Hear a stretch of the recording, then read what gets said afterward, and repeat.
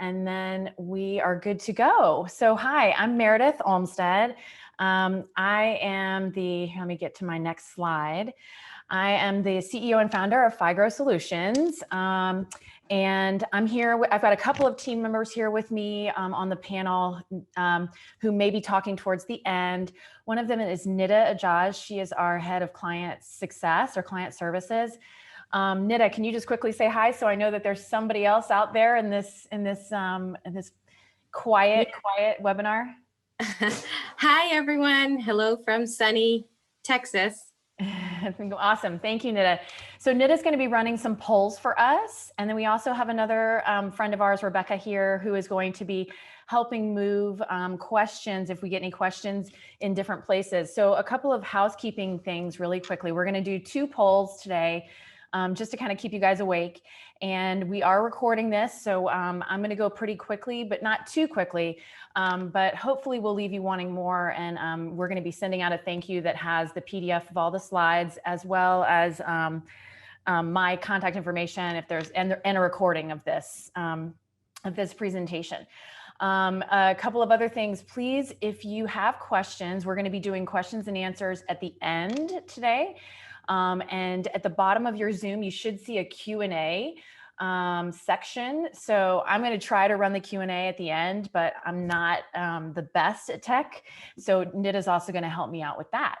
So that said, we're here to talk about digital branch. And what I wanted to make sure that I started out with is just this quote, that community-based financial institutions won't survive the next 10 years without effective digital innovation. This is something that we believe so strongly that we've just recently redone our entire website around this theme of bank and credit union web marketing being broken, and of the fact that it needed to change, and there needs to be some effective digital innovation, or you're going to see a tremendous amount of mergers and institutions going out of business.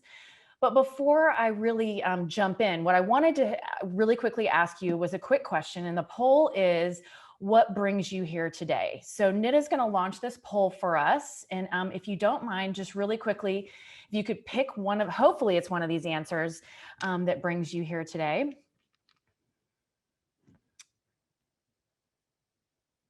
Let's see.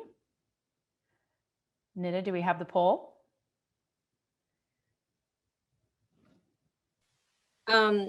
I think we should, I can pull it up later. For some reason, it's not pulling up. Okay, so why you're here today. So I want you to think about this. Why don't we give them the answers, Nida? What were the answers to the poll questions that we were wanting to get people to select from today? So it was number 1, to work with post-COVID right now, like as COVID is going on, the lean budgets and the budget cuts that are going on are convincing the higher ups for the actual digital branch. Those were some of the options. Gotcha. So really what we want to do is we want to make sure that we talk about all of that today. We're really talking about budgets. We're talking about how to convince and make sure you get buy-in through your organization, and just how to actually, what a digital branch is and how to build one. So we're going to be talking about all of that today. But before we jump in, I want you to meet some consumers. I want you to meet Aaron and Julia. And we're going to talk a little bit about a story before we really get into the nitty-gritty of the digital branch. So Aaron and Julia have recently got engaged. They've got big dreams, but they're a little confused as they start this new chapter of their life. What should they be doing with their finances? Should they be saving? Should they be spending? They've got budgeting questions. They're trying to plan a wedding. So this is kind of one of those groups of people that you may very well be targeting at your institution. And so the question, save or spend. Do they want to have a big, huge wedding? Do they want to go on a week-long honeymoon or stay someplace local? Do they want to rent, or do they want to try to save and put a down payment on a new home? So these are all some questions that are typical for people who are just starting out their adult lives together. So in order to try to answer some of these questions, Aaron and Julia go online and they do a Google search, and they're searching things like way to save a lot, planning a wedding on a budget, and affordable ideas for a honeymoon. And as they're doing these searches, Aaron and Julia are asking for help, and they come across 2 different options. The first one is DBO, and that's what we have nicknamed him. He is the digital branch operation, a fully functioning digital branch operation. And this is really where we'd like to see all of you all heading in the not too distant future. But this is only one of the options. The other option that they come across is static website, the wannabe hero of the story. Okay. So what they find is that when they come across the wannabe hero, he's not personalizing the message, doesn't try to understand them, and really wants to be the hero of his own story. Talks a lot about himself, talks a lot about what his products and services, doesn't really talk a lot about what their problems are or what they need. He's not trying to form a relationship with the consumer. There's too many products, too many choices, really, and no easy access to even complicated applications or human interaction online. On the contrary, DBO, our digital branch operation, invites the consumers by catering to their needs and providing SEO optimized resources and content. So let's talk about what that looks like.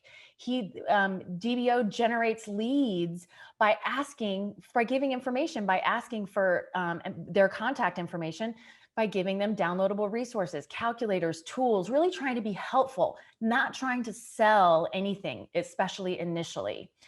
And their digital branch operation has things like live chat, a human connection through personalized emails, even maybe video banking, and relationship through sales staff.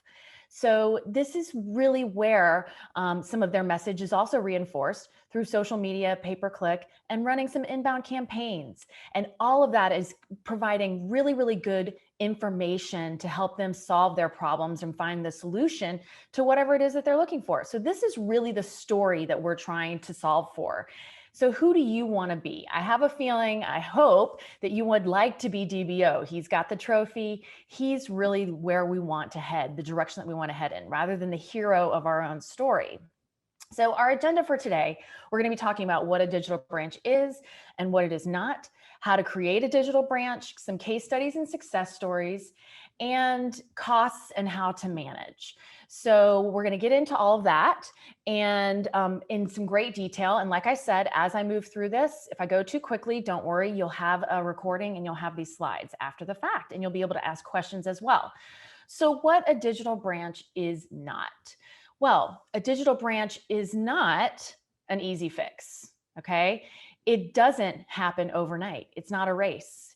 It's not just another marketing initiative, and it's not a set it and forget it solution. So you're not going to come to a place where you say, oh, my digital branch is finished. I'm done. Now let's head out and we're done for the year. That's not how it works. But it's also not as hard as you might think to build a digital branch. So keep in mind that really you just have to start where you are. You want to walk before you can run. And I always tell everyone, progress is better than perfection. So don't wait until you have every perfect solution in place before you really try to launch some of these elements of your digital branch. Start where you are. But at the same time, you have to be very realistic about what are the gaps that you're missing and where you need to make changes in order to fill those in. And we're going to talk about those. Also make sure that you're managing internal expectations, because this helps drive the budget that you're going to need. And managing external expectations means that making sure that people understand we're going to start with these elements or these initiatives, and then we're going to move into the next round and then the next round. So managing expectations so that people understand that you can't start perfectly with everything all at once, but that you have to start somewhere rather than no progress whatsoever. So that is all kind of some of the beginning steps for setting the stage for success, but it's essential to make sure that you're shifting mindsets in your institutions from seeing digital spending really from seeing those as digital expenses to seeing them as digital assets. Your website is just like any other brick and mortar location that you have, only it's open 24/7, 365. So your digital branch has to be given the same kinds of priorities, the same kinds of budgets, the same kinds of human resources of a regular branch. It also needs to be given resources from multiple departments. It's not just a marketing initiative. This is something that is a strategic initiative that should span across departments at your institution. Also, you're going to want, for that reason, you're going to want to be building a digital revenue team.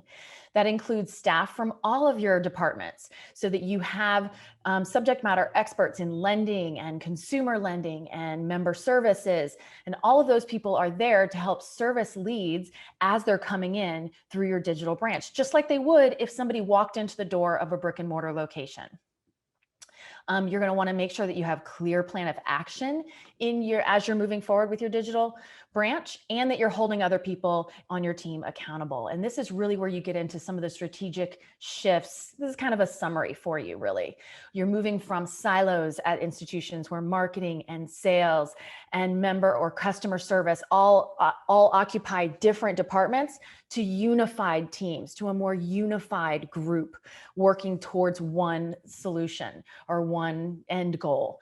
You are going to be trying to move from having lots of different vendors for different solutions to one solution, or multi-purpose solutions where you can have all-in-one encompassing tools that you don't have to be bouncing around from a content management system to a CRM, to digital ads somewhere else, to social media, to content for your, for your website or your blog. All of those things need to be in one place. We also want to see you moving from having a static digital brochure, kind of like the hero of your own story, to a more agile and interactive website. And we're going to talk a little bit about what that looks like. And moving from having random content creation where you're just kind of throwing things out there, to having a larger content strategy in mind. So really understanding, okay, what is the big picture? What are you trying to accomplish with your content?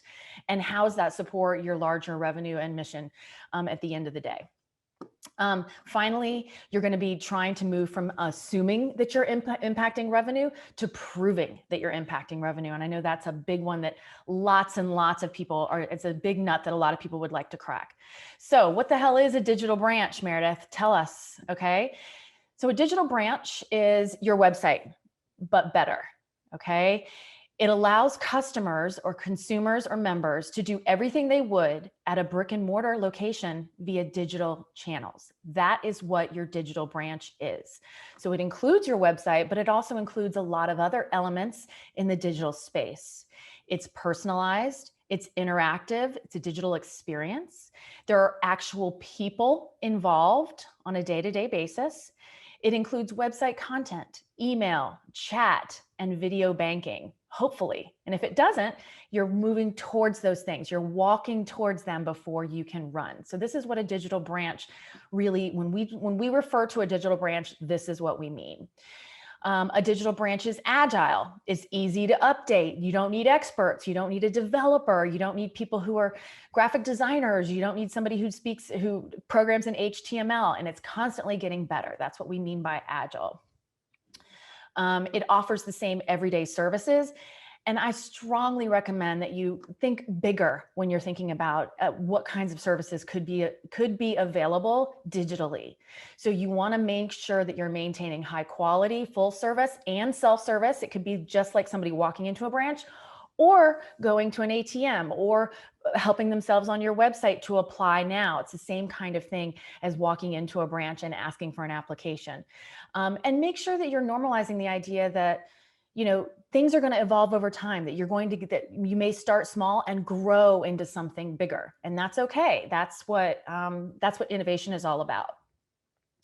There's humans at your digital branch. So you're going to be working towards having video banking, live chat, or a chat bot in off hours. You need budget to support some staffing around your digital branch, and human resources that are needed for that branch. So not just a budget, but also people who are there, just like in any other brick and mortar branch, who are staffing that and making sure that the digital experience is just as positive as an in-person experience. We find that it's a great opportunity or a great way for you to repurpose existing staff in slower locations, or if you've had drop off, especially during COVID, from people walking into brick and mortar locations. This is a great way to repurpose some of those staff members towards a digital branch, and getting them involved in interacting with people in this space like we are right now, rather than waiting and hoping that people are going to start coming back to in-person banking. So And finally, it's open 24/7. And this is the key. Okay. This is what sets the digital branch aside from your regular brick and mortar. This is what makes it, what I would argue, the best, the most important, and the best really, but the most important branch that you've got in your branch network. Because at 6 p.m. on a Sunday, somebody can apply for a loan, and they can't do that at a brick and mortar location.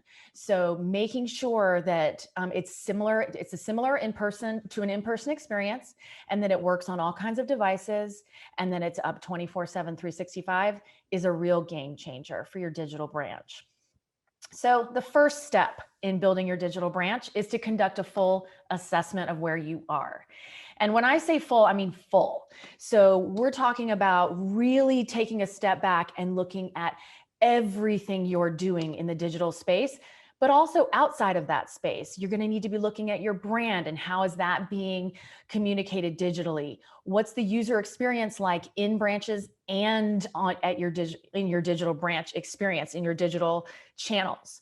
Are you present on various marketing channels? What kind of budgets do you have in place, and what kind of budgets are you going to need in order to innovate and get the tools that you're looking for in order to drive the strategic goals that you want to drive?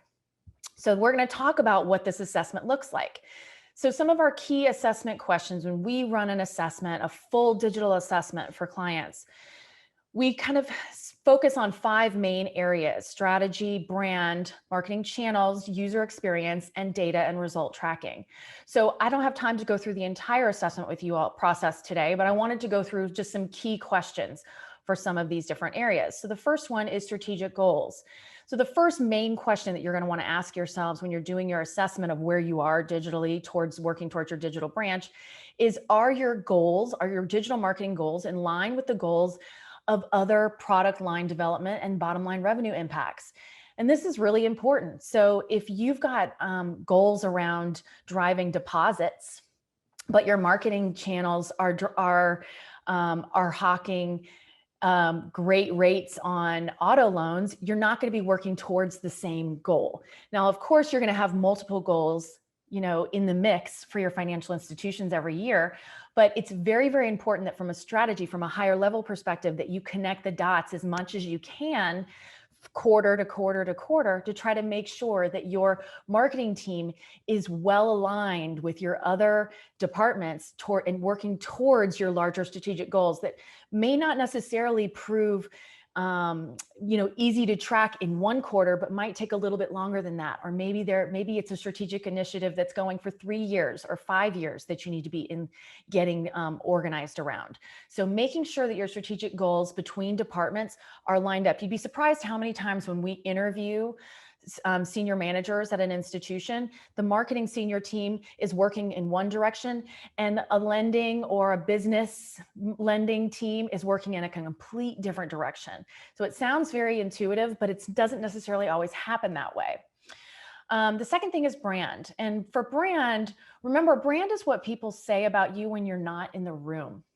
So what I want to make sure that you understand is that your brand has to be consistent across marketing channels in the digital space and in person. So make sure that whatever you want people to be saying about your institution when you're not around, that you're trying to communicate that in the digital experience as well. And that's really can be a little bit trickier, but that's about adding a human element to the digital branch and making sure that you're following up with all of those leads and all of those inquiries that are coming in through that digital branch so that people feel like that they're getting what they've been promised or what they were hoping for when they walked in the door, the metaphorical door of your institution. So also marketing channels. Are you fully optimizing your digital channels to ensure that paid efforts are impacting organic results? And this is really important because a lot of times people will say, well, shouldn't we just pay for ads to get traffic where we want them to go? Remember, paid ads, especially in mid-size institutions, you're competing with huge national banks and online lenders.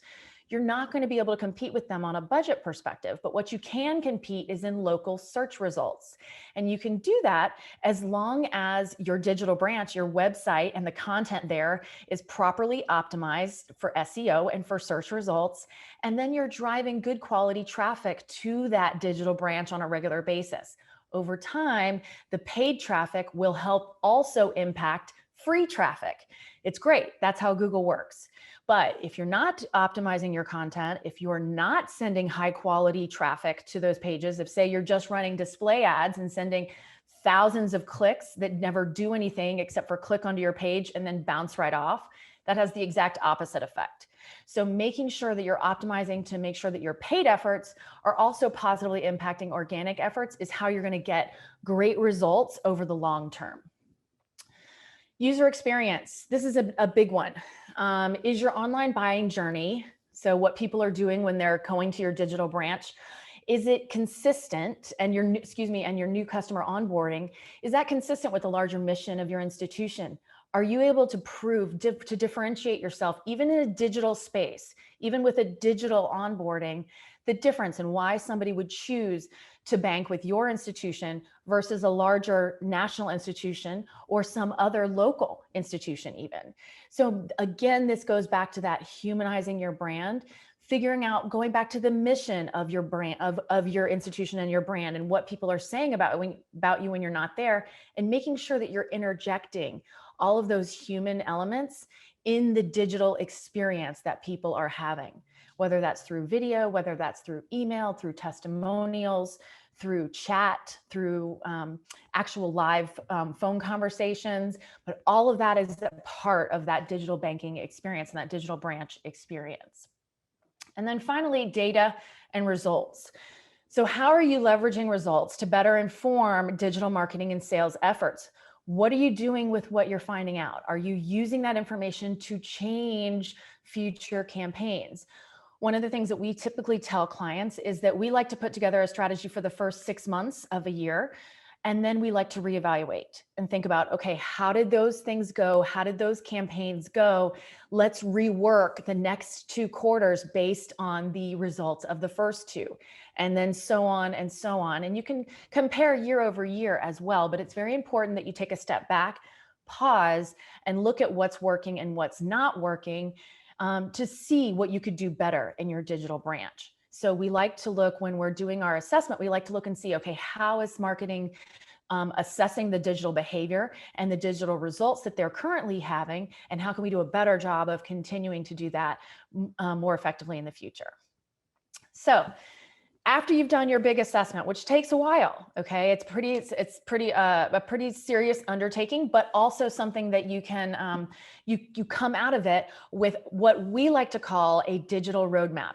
And we put together a 2-year roadmap for clients, but you could put together a roadmap for a year, or whatever your strategy, however the strategy is that you want to align with your larger strategic plan.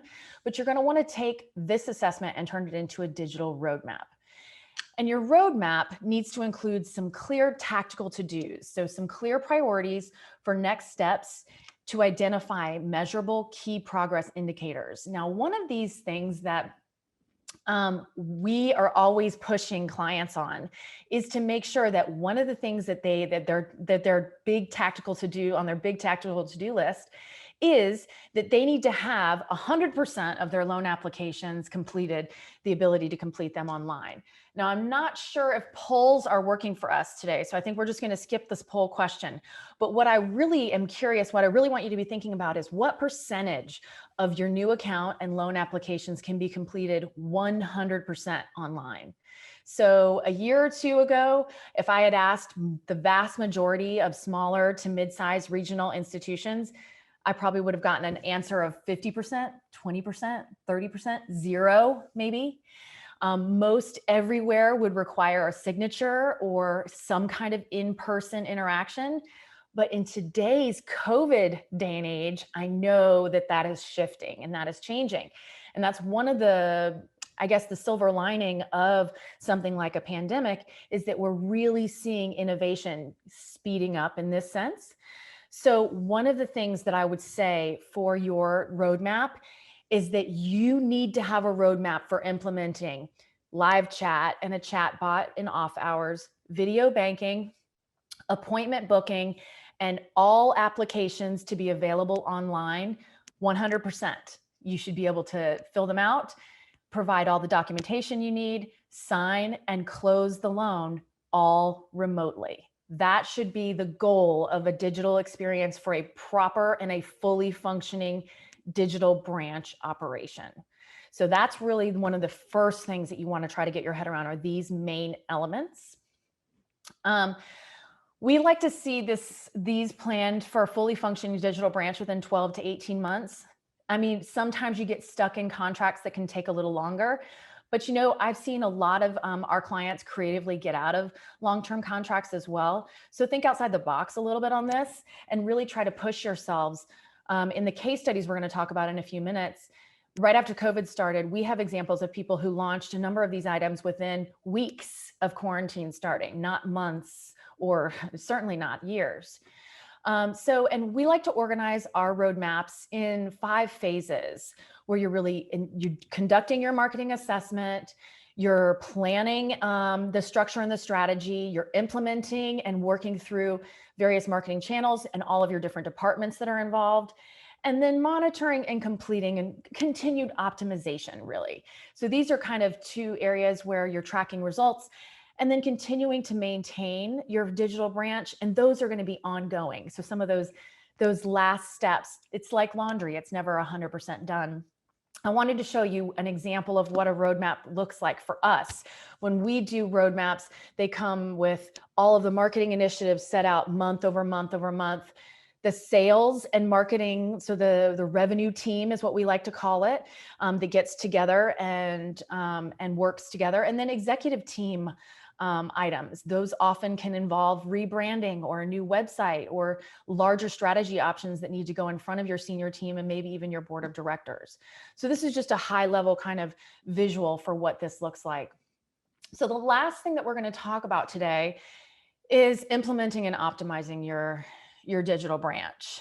And the way I wanted to talk to you about this today was with some case studies. But before we jump into case studies, I wanted to show you a quick framework for how we think about your digital branch and all of the elements that are included in it. And I love, Nita made this, this visual for us. And I love this visual. It's one of my favorite frameworks that we have. And it really shows you in a very, very nice way how inbound campaigns, content campaigns come together with SEO optimized content and social media efforts to help all overlap onto your website to build this digital branch experience. You can see here, you've also got content that's living in a variety of places and helping to drive traffic to your digital branch.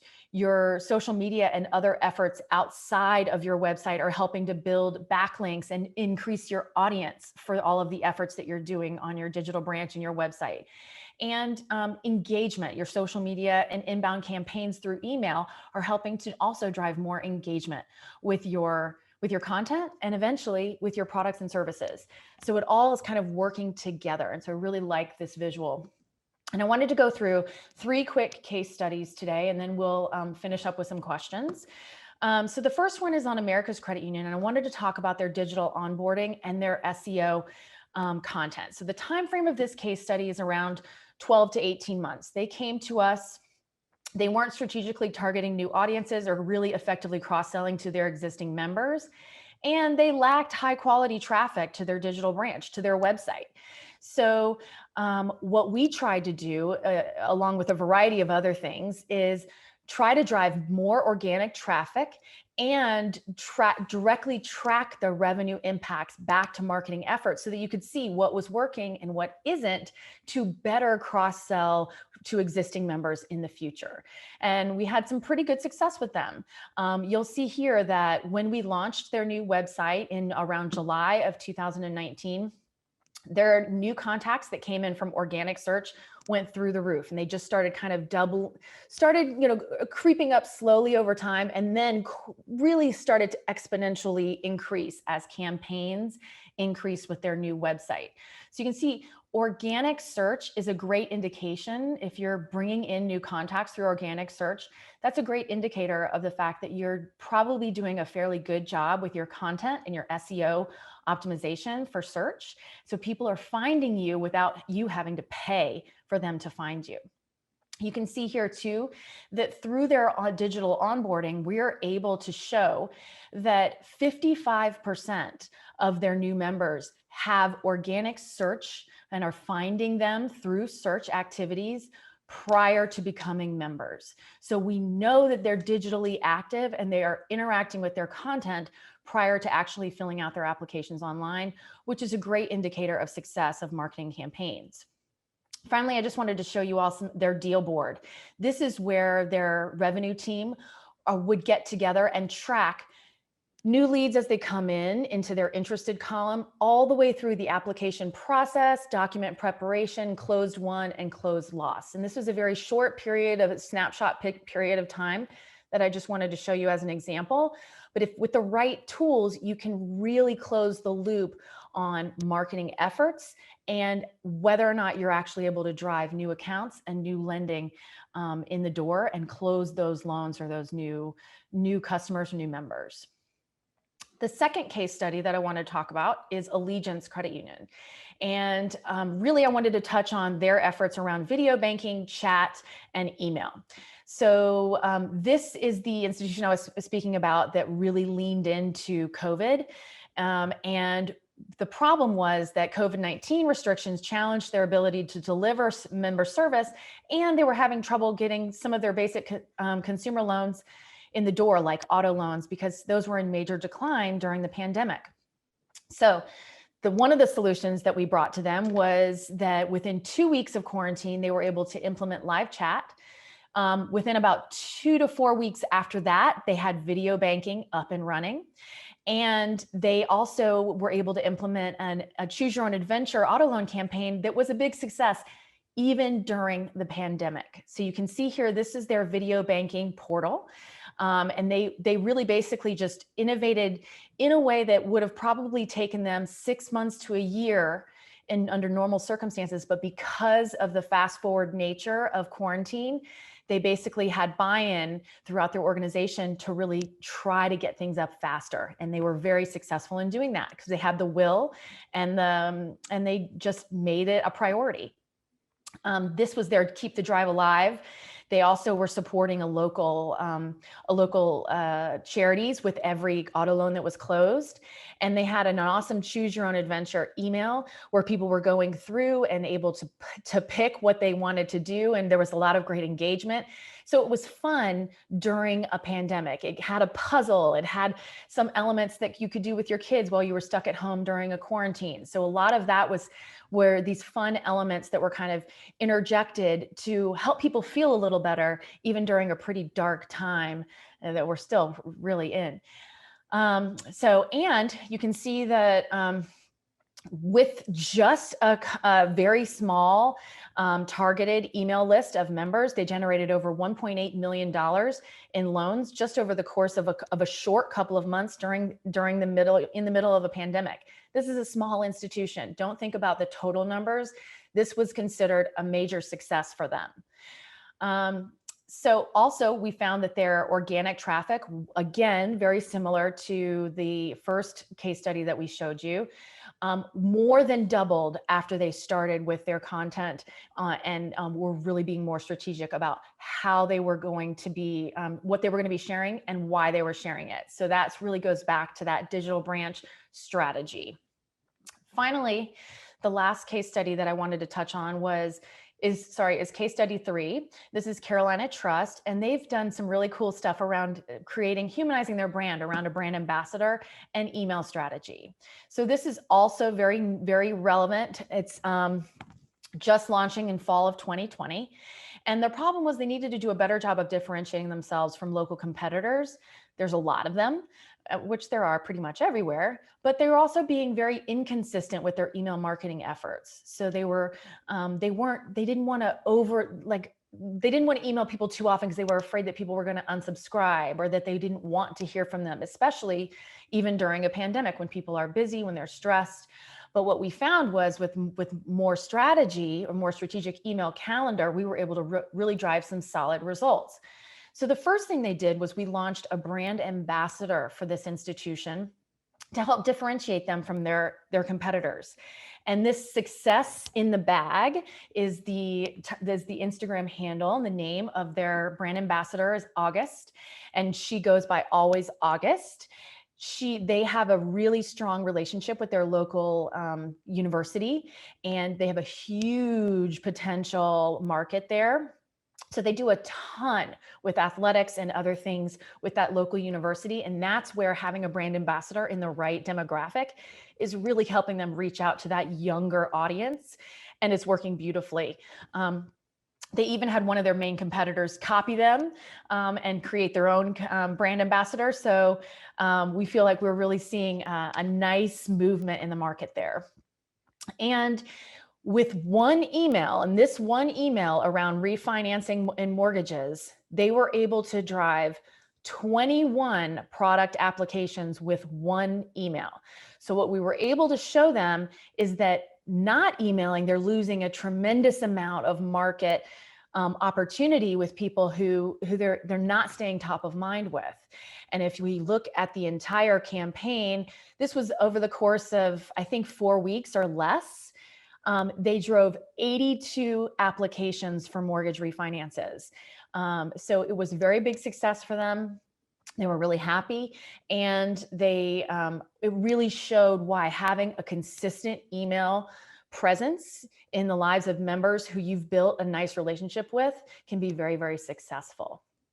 Also, we wanted to just show you that we had existing contacts, which are the red or the orange, but also new contacts, which is the blue here. This shows a number of submissions, actually more than half of the submissions coming in through paid traffic, through pay-per-click, social media, and other paid avenues.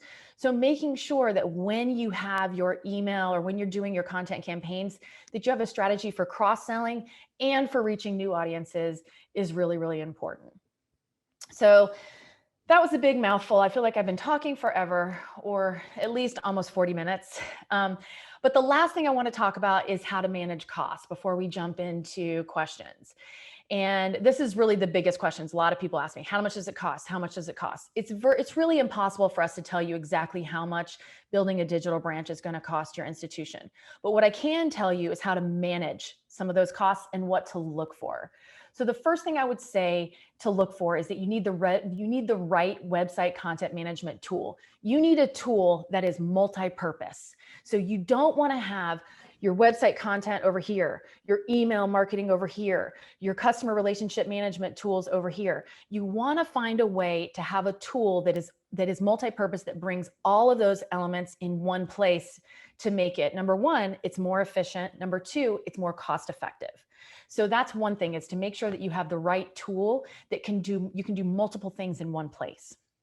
The second is making sure that you're bringing core data and behavioral data together in one place so that marketing can use it. So it's really not that, a lot of times what we see is institutions that will be sending out, say, pre-approvals to people who have a certain credit score and maybe do or don't have a current auto loan or some other lending opportunity that they want to be promoting. But they're not doing that with any digital behavior data added in. But what we would recommend that you do is that you try to overlap the qualified leads, so people who might be interested in or who might be qualified for a product and service, with people who are coming into your website or opening emails or reading blogs or clicking on links that you're sharing. If you can bring those two pieces of information together, you're going to be showing the right product options to the right people at the right time, which is the key.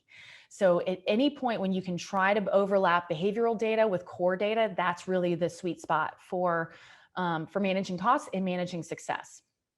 Also, one of the things that we have found with websites and with digital branches, because your website is your digital branch, but better, is that really trying to find ways to redesign your websites with developers who know how to develop flexible modules that you can drag and drop And so that you can pull out or add in modules one at a time, rather than having to down the road redesign the entire website if you needed to add something, or if you want a different look and feel. So there's a lot of really flexible modules now in website building that don't require major redevelopment for future changes. And that saves money over time. Now, it may cost you more upfront, but over time, you're going to get more life out of your website because your existing team can change, can edit, can innovate as they go, and they don't have to fully redesign every 2 to 3 years to stay relevant and to stay up to speed, if you will. The last couple of things, expertise comes with cost. All I can say about this is that a lot of times working with the right partners can help save you money over the long term. If you're working with a website developer who's never had really solid experience with financial institutions, or too much experience with financial institutions so that they don't innovate and they don't have innovative solutions for you, you're going to be at a loss. So really finding the right partners to help you know what you don't know, figuring out what you don't know, and making sure that your third-party vendors are being held accountable and making sure they're giving you what's going to be best for you, what's most cost-effective, and what's going to last the longest. And that kind of expertise comes with some cost. Also, content comes with some cost. But we have shown very directly that, as you saw with all those organic contacts, that as you increase your content marketing strategically, you will start to increase your lead flow and people coming in and then downloading your offers, downloading your interest, finding information, and then self-helping, or having your sales team reach out and to helping them apply or finish an application maybe that they've started. So last thing I just want to remind you all of is that we really truly believe that community-based financial institutions are not going to survive the next 10 years without effective digital innovation. We're here. All we do is work with financial institutions because we believe in what community-based financial institutions are doing for people. And we really want to see you finding success with your next digital branch experience. So that said, we do have a great offer. We've got 3 available spots for Q1 if you wanted some help around doing an assessment and building your own 24-month digital roadmap. But I don't want to spend too much time talking about this because that's not what this website is about, this webinar is about. What I really like is to open it up to questions. So Nita, do we have questions? And I might just open up my own questions. Okay. So we have a couple of questions. And one of the first ones is, do I need to hire and create a separate team to run a successful digital branch, or could they use like an existing team? So I think you can use existing personnel for sure, but you cannot layer digital innovation on top of an already 40-hour-a-week area of responsibility. So if you're talking about repurposing staff to give them capacity 20, 30, 40 hours a week to work towards some digital branch experience, or, to bring that team together, then absolutely. If you're repurposing staff, it's basically the equivalent of hiring. But so I think you have to be careful. I think it's a yes and a no there, that you can get away with not hiring people, but at the same time, you need a team. So if you have people who are already, taxed, I know how a lot of marketing teams work now, where they wear 1,000 hats and they're doing like all different kinds of daily tasks. That may be where you need to bring in, some additional help. But wouldn't you hire for your brick and mortar location? You can't run a branch without staff. So that's really how you have to be thinking about your website and your digital branch. Great question. Makes sense. So the next question is, what tools do you recommend for live chat and creating emails and forms to be implemented with the strategy you talked about? Great question. We're a HubSpot agency. There's a lot of tools out there. We could evaluate tools for you if you were interested in looking at a variety of tools. But we have decided as an agency that we recommend HubSpot. It includes live chat. It includes forms. It includes the ability to host your website if you want to eventually, all of your landing pages, your blog, all of your other content in one place. So we're a HubSpot agency, and that's the tool of our choice. They do not offer video chats. There's a variety of other video chat options out there. I can't name them off the top of my head, but all of those are just a matter of testing and making sure that they work with what you have in place right now, and that they would work with any new solutions that you might be considering. Okay, great. The next question is, how do I determine who is the right partner for launching a digital branch successfully? You know, finding the right agency partners is always a tricky thing. What I would say is we are very big on transparency. So we'll tell you what we're really good at, but if you asked us what could we do better at, we'll tell you that as well. You know, I think making sure that you work with partners who are realistic about time frame, but are also motivated, who will give you the detail and the reporting that you're looking for. So I would ask to see example reports and things, and how are they going to prove success for you, and figure out whether or not that's going to work for your senior team or your decision makers. And then I think making sure that they have good, solid experience with financial institutions. It's important. It's not I don't know that it's a deal breaker, but in some ways it is, because of the highly regulated nature of the industry. I've seen lots of inbound agencies who try to play in the financial services space, and they miss a lot. So making sure that they've got some experience with the highly regulated industry, like banking, is really, I think, also important. So those are some of the main things that I would say for finding a good partner. Okay. And then someone is saying to please share the PowerPoint, so we will be sharing that. The other one is, describe the ideal profile of the digital banker, branch banker, call center agent, etc. Well, it's going to be somebody who's really, really well educated on your products and services, who they know your mission. They're there for the right reasons. They're not there to just sell to people who call, but that they're actually there because they care about your customers and about people. And they want to make sure that they're treating people like a close friend or a family member, and that the advice that they're giving to people who are calling them is the same advice that they would tell their sister or their cousin or their mom. So I think really, really trying to double down on the mission of institutions like community-based financial institutions for making a difference in communities, I think makes all the difference in the world when it comes to finding good staff members and reminding them about that mission. So that's really the most important thing. I think you can teach people about products and services, but you have to make sure that they also care first. I think caring first is the key. That's a very good suggestion. And then the next question, I just have a couple more. So the next question is, my credit union struggles with determining which department should fund initiatives like either IT or marketing for the digital branch. How do you recommend handling silos throughout departments at credit unions? So this is like the accounting side of this is not my forte, but what I will say, this is where you have to push back and say it's not a marketing initiative. Okay, how do you fund a new branch that you build anywhere? Those are the general ledgers that need to be accounting for your new website, your new digital branch, your live chat expenses, your video banking, your HR to staff those resources.